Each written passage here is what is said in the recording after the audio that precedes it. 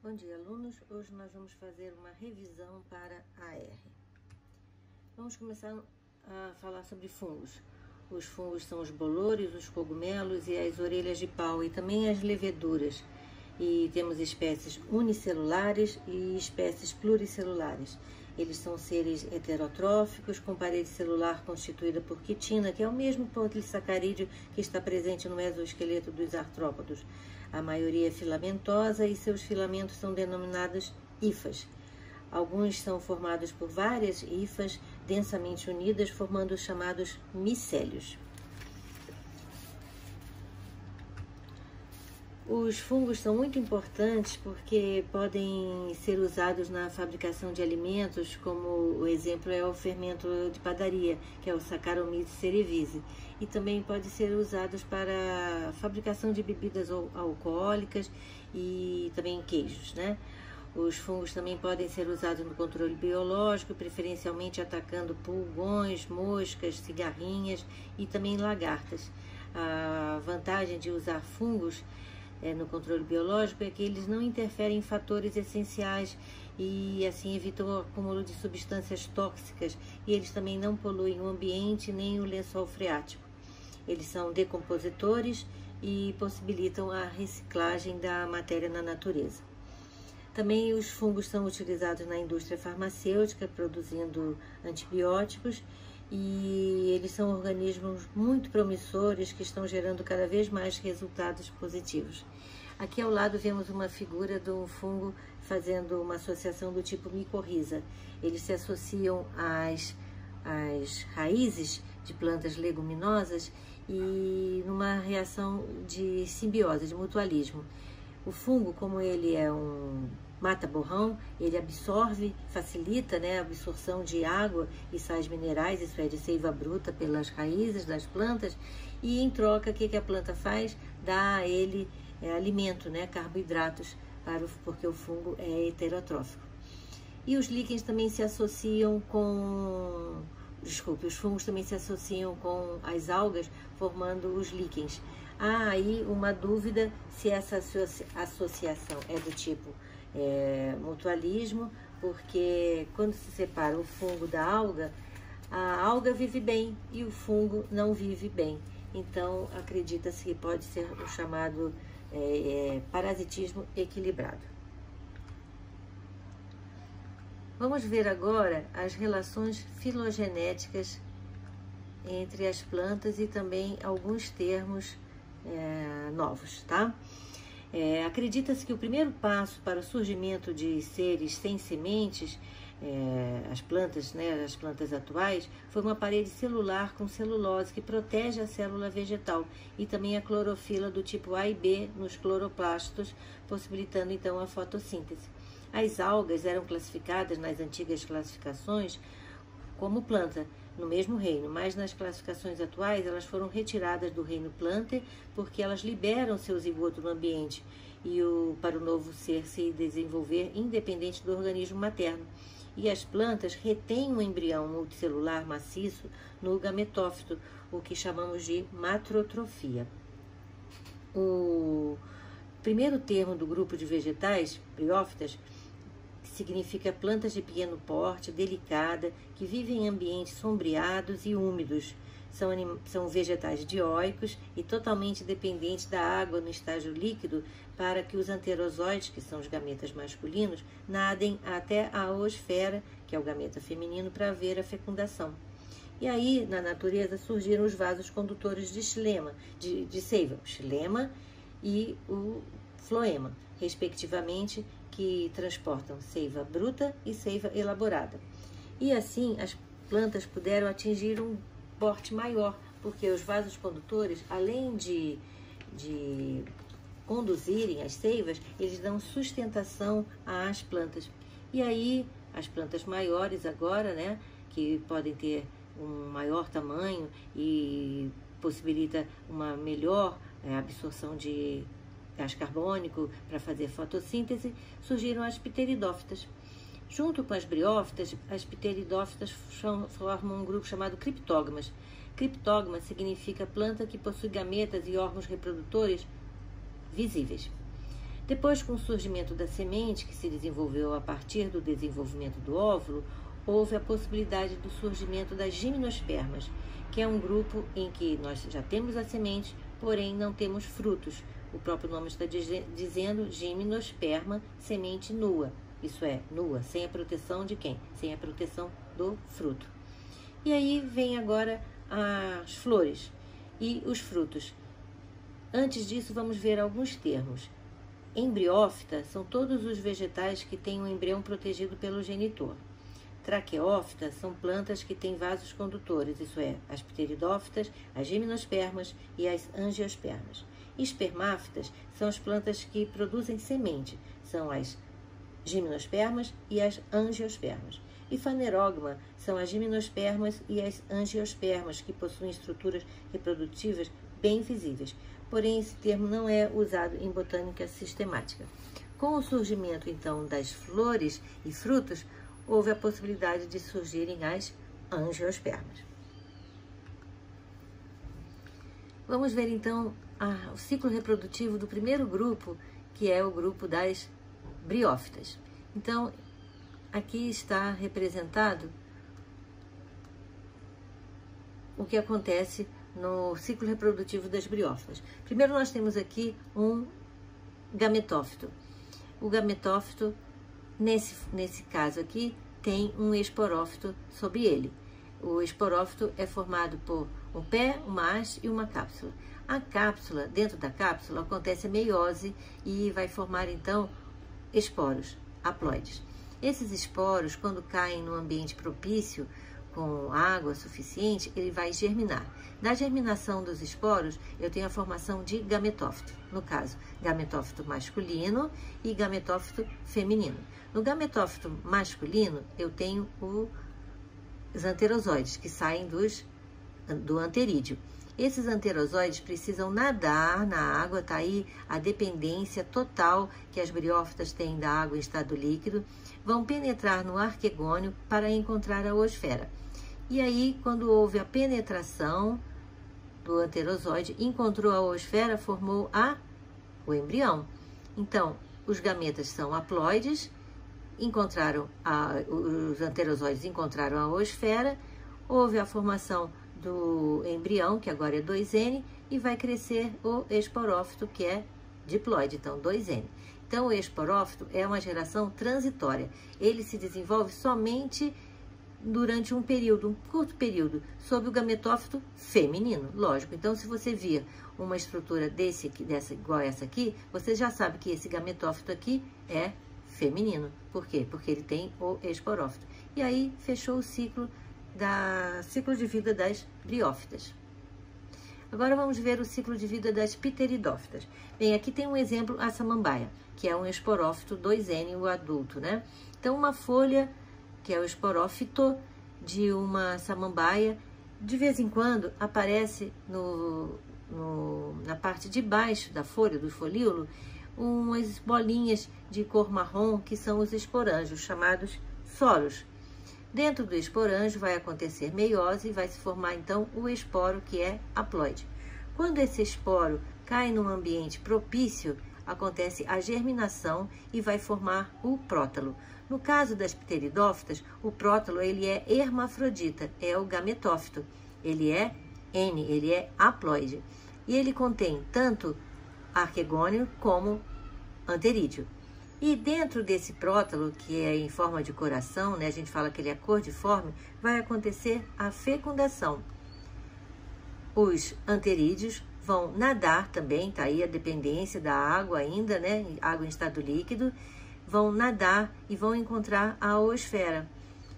Quando aconteceu esse encontro, houve a fecundação e aí vai formar o zigoto 2N, que vai crescer sobre o prótalo, que vai ter uma vida curta. Ele vai viver somente até o esporófito 2N já desenvolver raizezinhas e ter condição dele mesmo se sustentar, tá? Então, quando ele puder se sustentar, coincidentemente, o gametófito já desapareceu. Não se esqueçam, então, que a partir das pteridófitas já há uma inversão. a geração dominante é a geração esporofítica, o esporófito. E a geração gametofítica, que é o prótalo, aqui o gametófito, ela é passageira, ela dura muito pouco.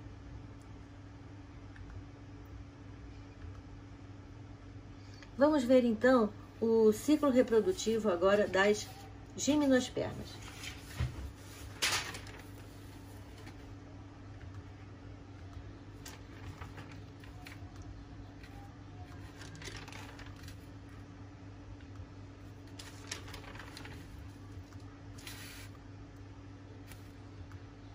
Então vamos ver aqui o ciclo reprodutivo do gênero Pinus, que é originário do hemisfério norte, porém ele é cultivado aqui no Brasil também, tá?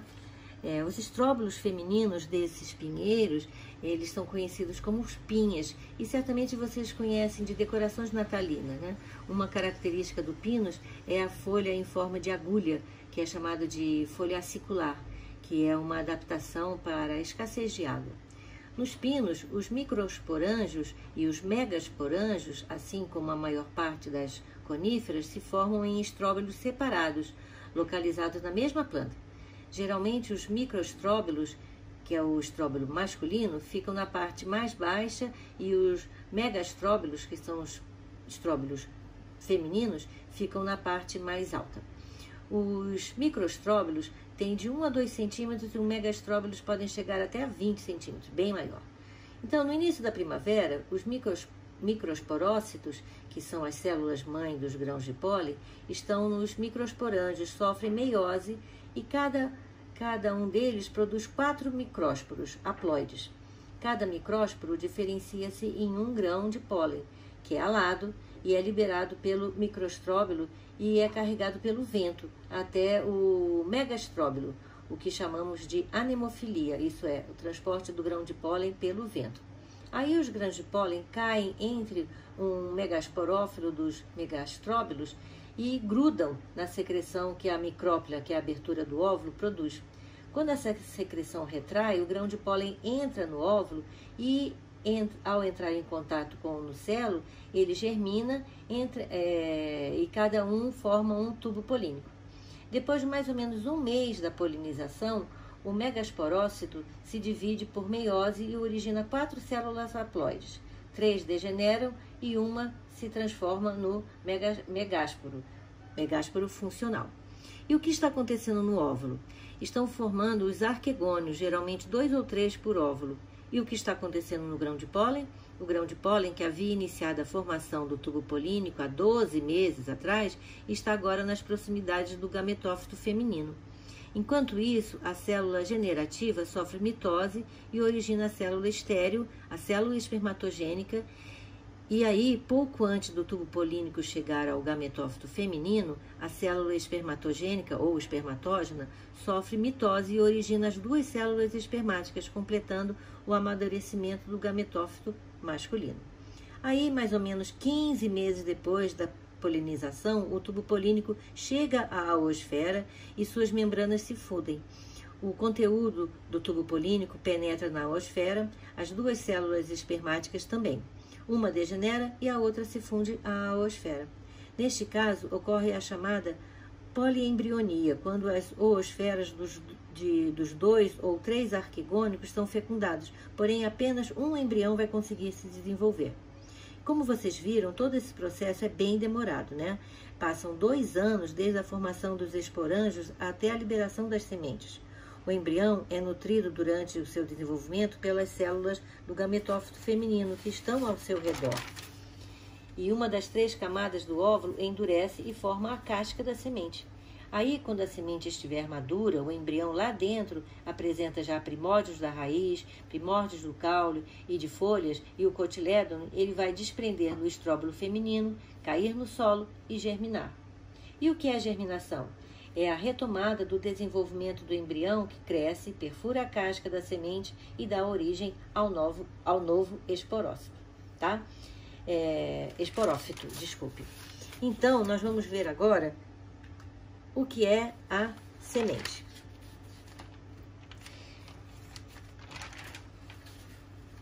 A semente é a estrutura reprodutiva que se forma a partir do desenvolvimento do óvulo. Atenção que nas plantas o termo óvulo se refere a uma estrutura multicelular que é constituída por tecido diploide originário do esporófito e pelo gametófito haploide, que se desenvolve a partir do megásporo, e nos animais o termo óvulo se refere ao gameta feminino. No interior do óvulo vegetal diferencia-se a oosfera, que é o gameta feminino. Em alguns óvulos pode haver mais de uma oosfera. Nas gimnospermas, o óvulo se desenvolve a partir de uma folha fértil, o megasporófilo, igual nas selaginelas, né? A diferença é que o megasporângio das gimnospermas é envolvido por camadas de tecido do megasporófilo, que formam um integumento que é chamado de binosporângio. Nas coníferas, os megasporófilos ficam reunidos e formam os megastróbilos, os estróbilos femininos. No megasporângio, há geralmente um único megasporócito, que é a célula-mãe do megásporo, que vai se dividir por meiose, formando 4 células, mas só uma vai sobreviver e formar o megásporo funcional, que vai ficar retido no interior do megasporângio e não será liberado pela planta-mãe.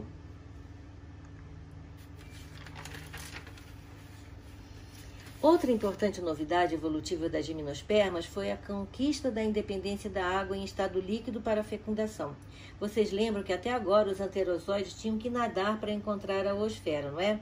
Nas plantas com semente, o gametófito masculino parcialmente desenvolvido, que é denominado grão de pólen, é transferido pelo ar para perto do gametófito feminino, que está no interior do óvulo. Essa transferência é denominada polinização, e nas gimnospermas acontece geralmente pelo vento, que é denominado anemofilia. A polinização das gimnospermas consiste na chegada do grão de pólen à micrópila do óvulo, que é a abertura do óvulo, né? A micrópila. Quando o grão de pólen chega à micrópila, forma-se um tubo polínico por meio do qual o gameta masculino atinge a oosfera fecundando-a. A formação do tubo polínico é estimulada por substâncias presentes na micrópila. Então, esse é o ciclo de vida das gimnospermas. Vamos ver agora o ciclo de vida das angiospermas.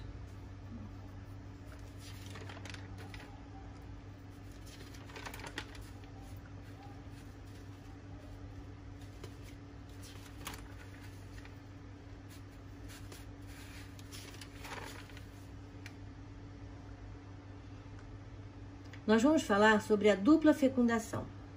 Uma vez no estigma de uma flor compatível, o grão de pólen absorve a solução açucarada produzida pelo estigma e germina, formando o tubo polínico. Esse crescimento, que é no interior do estilete, chega ao ovário e penetra no óvulo através da micrópila. Dentro do óvulo, o tubo polínico penetra em uma das sinérgides, lançando em seu interior 2 núcleos espermáticos, que são os gametas masculinos, e o núcleo da célula do tubo. Um dos núcleos espermáticos passa para a oosfera ao lado da sinérgide e o outro sai da sinérgide para a célula central. Aí, em seguida, as 2 sinérgides degeneram. Aí, um dos núcleos espermáticos se funde ao núcleo da oosfera, formando o zigoto 2N, que vai originar o embrião. O outro núcleo espermático funde-se aos 2 núcleos polares da célula central, originando uma célula triploide, que vai se dividir por mitoses e vai originar, então, endosperma, que é o que vai nutrir o embrião.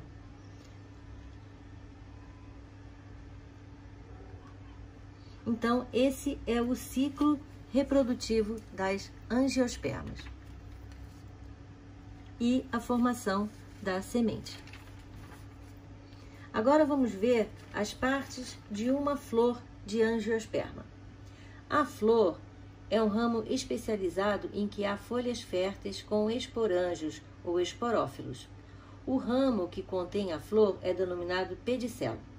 No pedicelo há o receptáculo floral, que é a parte do ramo floral em que se encaixam diversos tipos de folhas especializadas, que são os elementos florais. Os elementos florais que produzem esporângios, isto é, os esporófilos, são os carpelos, os megasporófilos, que formam os óvulos, e os estames, os microsporófilos. que formam os grãos de pólen. O conjunto de carpelos é denominado gineceu e o conjunto de estames é denominado androceu. Além dos elementos florais férteis, a maior parte das flores tem também elementos estéreis, que são as pétalas, cujo conjunto é denominado de corola, e as sépalas, cujo conjunto forma o cálice. O cálice e a corola constituem o perianto. Geralmente as pétalas são delicadas e coloridas e as sépalas são mais espessas e menores e de cor verde. Em algumas espécies, porém, pétalas e sépalas se assemelham na cor e também na textura e são denominadas sépalas. A flor tem elementos florais denominados férteis. São os estames, que são os microsporófilos, e os carpelos, que são os megasporófilos. Estame é um microsporófilo constituído por uma haste, o filete, que sustenta uma estrutura com lóbulos, que é chamado antera.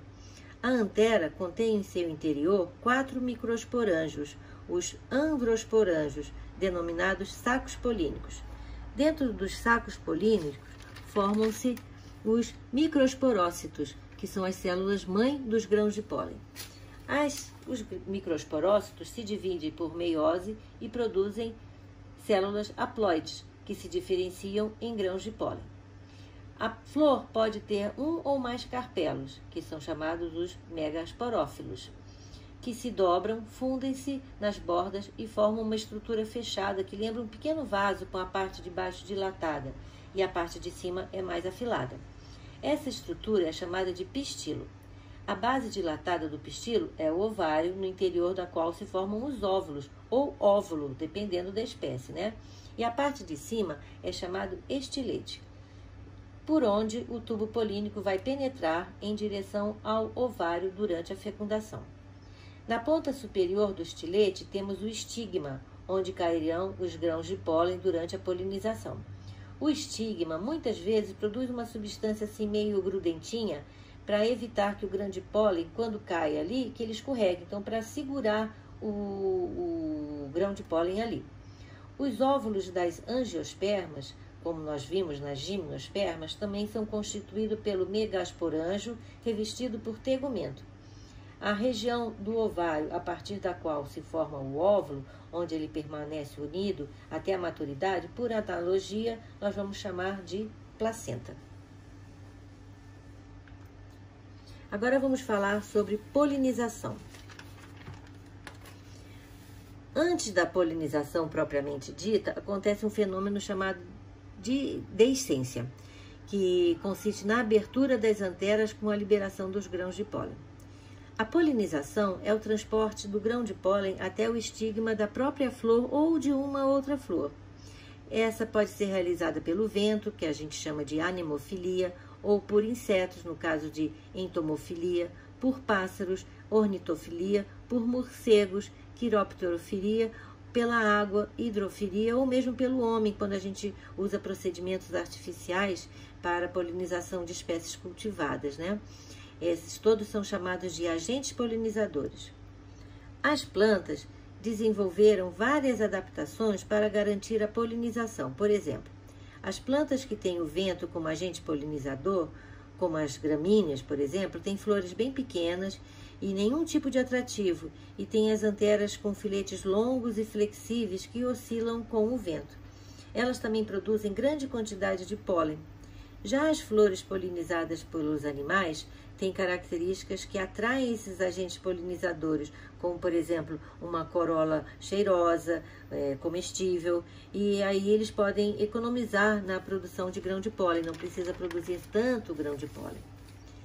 Na natureza, não é vantajoso a autofecundação.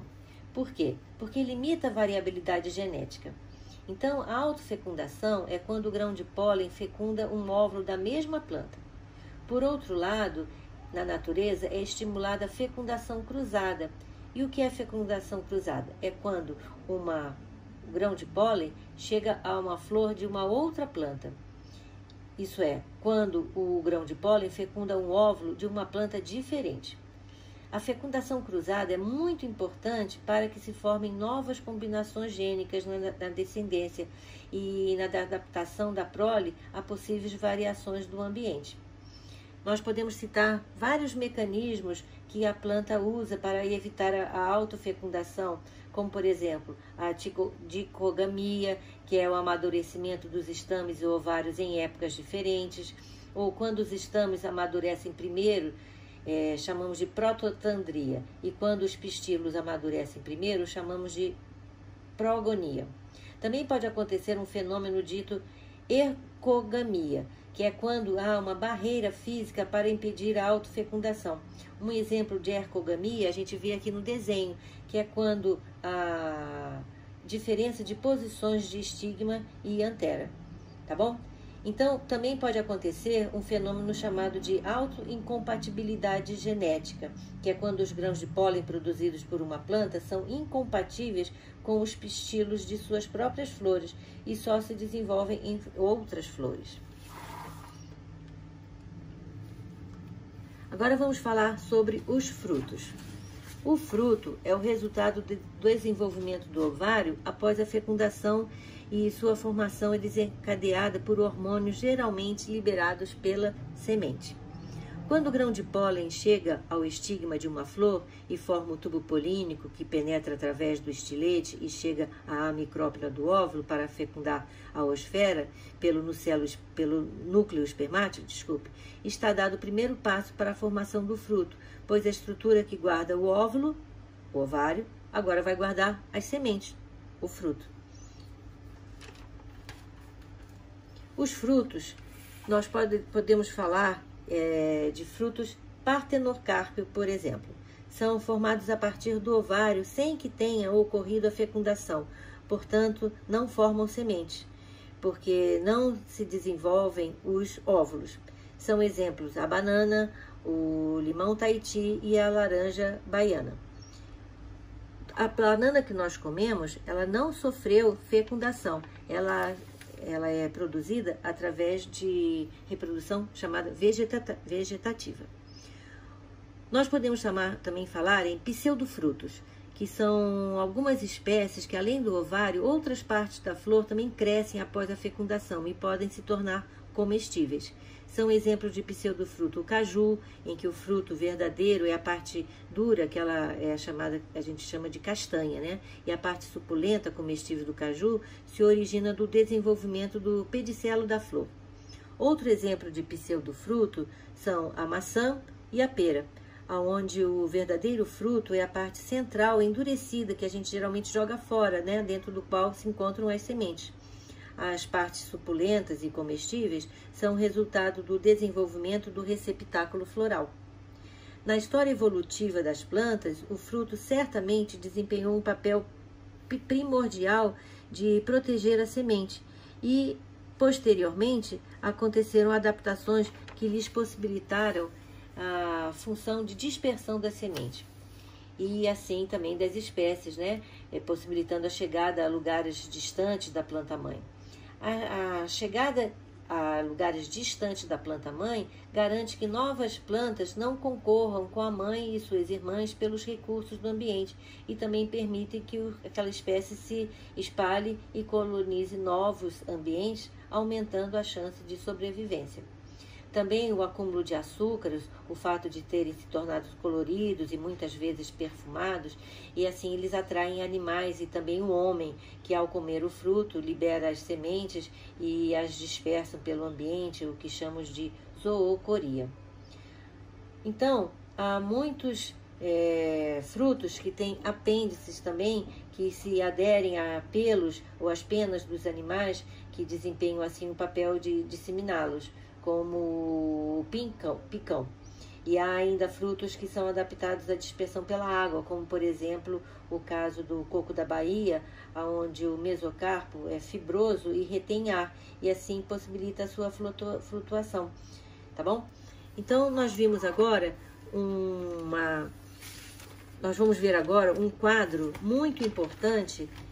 Voltando lá ao quadro que vocês tiveram em acesso, não esqueçam de estudar por aquele quadro está resumindo tudo de planta. Então aquele quadro ficou muito legal e você deve sempre pesquisar naquele quadro, recorrer àquele quadro para que você tenha um resumo muito legal de botânica, tá bom? E também não se esqueça de olhar o glossário. Boa prova!